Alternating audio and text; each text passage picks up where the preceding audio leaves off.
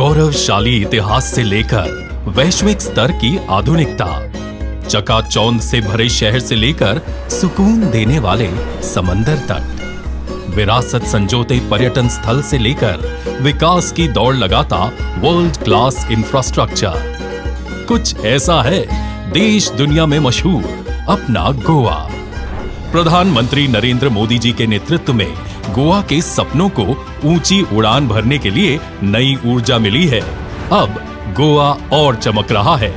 मुख्यमंत्री प्रमोद सावंत ने हर वो जतन किए हैं जिससे गोवा विकास के पैमाने पर सबसे आगे खड़ा दिखे।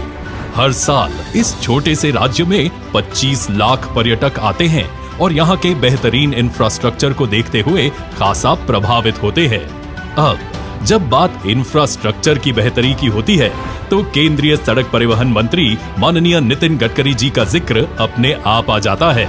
सड़क परिवहन के मामले में देश को नई दिशा देने वाले गडकरी जी ने गोवा को और बेहतर बनाने में कोई कसर नहीं छोड़ी है। मौजूदा वक्त में गोवा में राष्ट्रीय राजमार्गों की कुल लंबाई 300 किलोमीटर है। पिछले 8 साल में 4,878 करोड़ रुपए के सड़क निर्माण का काम हुआ है। इसी अवधि में 7,632 करोड़ की लागत के 61 काम अवार्ड किए गए हैं। इसमें से 2022 तक 39 काम पूरे कर लिए गए हैं और बाकी 22 कामों के 2023 तक पूरा करने का लक्ष्य है। भारतमाला परियोजना के अंतर्गत 2 महत्वपूर्ण इकोनॉमिक कॉरिडोर गोवा राज्य से गुजरते हैं। ये कॉरिडोर हैं Mumbai Kanyakumari corridor, Hyderabad Panaji corridor. Mumbai Kanyakumari corridor के 137 किलोमीटर लंबी गोवा से गुजरने वाले सेक्शन के 4-6 लेनिंग के लिए 10,960 करोड़ रुपए की परियोजना की डीपीआर तैयार कर ली गई है। वहीं हैदराबाद पणजी कॉरिडोर की बात करें तो गोवा में इसकी कुल लंबाई 69 किलोमीटर है। इसमें से करीब 15 किलोमीटर की 2 परियोजनाओं को पूरा कर लिया गया है। बाकी बचे सड़क के निर्माण के लिए भारत सरकार ने भूमि ग्रहण हेतु 97.57 करोड़ की मंजूरी दी है। भूमि अधिग्रहण के बाद 6,176 करोड़ की अनुमानित लागत से 4 लेनिंग का काम शुरू किया जाएगा।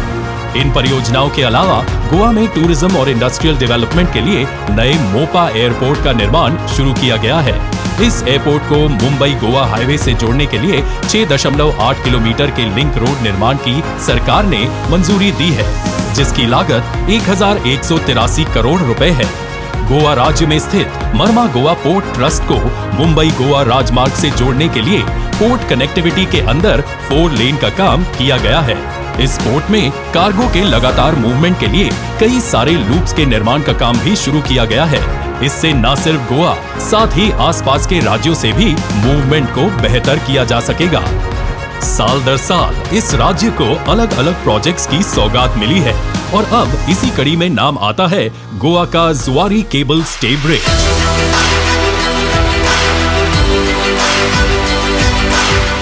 नदियों को बांधता एक ऐसा ब्रिज जो यातायात तो आसान बनाता ही है, साथ ही पर्यटकों के आकर्षण का अहम केंद्र बनने जा रहा है।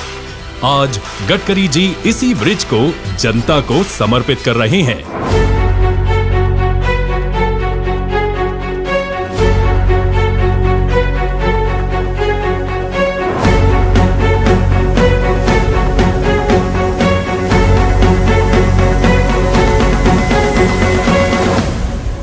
ब्रिज की बात करें तो पंजिम मैंगलोर खंड के NH 17 या NH 66 पर जुआरी नदी पर बना ये ब्रिज देश का दूसरा सबसे लंबा केबल स्टे ब्रिज है।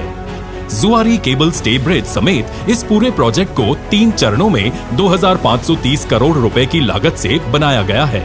ये ब्रिज उत्तरी गोवा में स्थित बम्बोलिम को दक्षिण गोवा के वेरना जंक्शन से जोड़ता है।